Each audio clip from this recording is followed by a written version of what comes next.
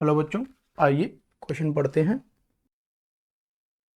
Eight time t is equal to 0, a small ball is projected from point A with a velocity of 60 meter per second at 60 degree angle with horizontal. Neglect atmospheric resistance and determine the two times t1 and t2 when the velocity of ball makes an angle of 45 degree with the horizontal x axis। तो देखें क्या बोला गया। एक particle को, small ball है, project किया गया फ्रॉम पॉइंट ए। तो ये पॉइंट ए से बॉल को प्रोजेक्ट किया गया कितना, 60 डिग्री एंगल से, और स्पीड u है मान लो तो 60 मीटर पर second. Neglect atmospheric resistance, determine two times t1 t2 when the velocity of ball makes an angle 45 degree with horizontal. तो देखें ये वाली वेलोसिटी क्या आ जाएगी, u cos 60 डिग्री, और ये वाली velocity that is you x हो जाएगी, और ये यू आई आएगी u of sine of 60 degree.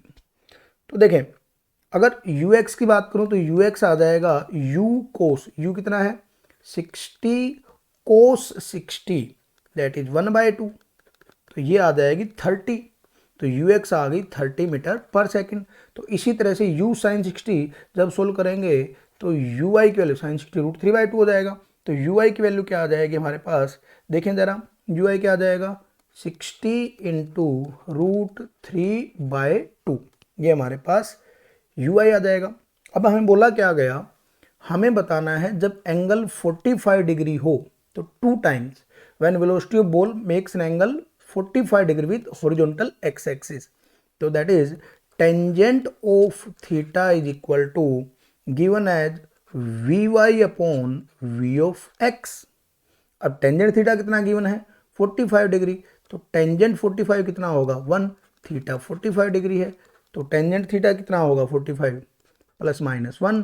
तो वी वाई कितना है देखें ज़रा, वी वाई हमें बताना है, और वी एक्स किसके बराबर होगा, यू एक्स के बराबर होगा, बिकॉज ए एक्स कितना है 0, तो यहाँ से इसकी वैल्यू क्या आएगी 30। तो वी वाई की वैल्यू जो है वो आ जाएगी प्लस माइनस 30, क्योंकि इसको मल्टीप्लाई करोगे इसके साथ, तो ये वी वाई प्लस माइनस 30। तो एक बार प्लस लेंगे और एक बार क्या लेंगे माइनस, तो दो टाइम आएंगे, एक t1 आएगा और एक क्या आएगा t2 आएगा। तो देखें सोल्व कर लेते हैं। तो V Y is equal to U I plus A Y into T, ठीक है। तो दो टाइम आ जाएंगे हमारे पास, तो जब इसको सोल्व करेंगे तो एक t1 टाइम आएगा और एक क्या आएगा t2 टाइम आएगा।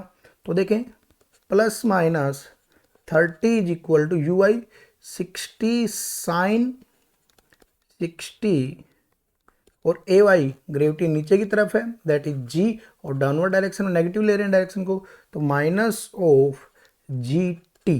तो एक बार जब प्लस लेंगे और एक बार माइनस लेंगे तो आंसर आ जाएगा that is plus minus 30 is equal to 30√3 minus 10t। तो जब प्लस और माइनस यूज करेंगे एक t1 के लिए और t2 के लिए, तो हमारे पास इसको सोल्व करने पे t1 आ जाएगा 2.19 अप्रोक्सीमेटली 19 सेकेंड, और T2 आ जाएगा इसको सोल्व करने पे 8.20 सेकेंड। ये हमारा इस पार्ट का, इस क्वेश्चन का आंसर होगा। होप आपको समझ में आया होगा। All the best.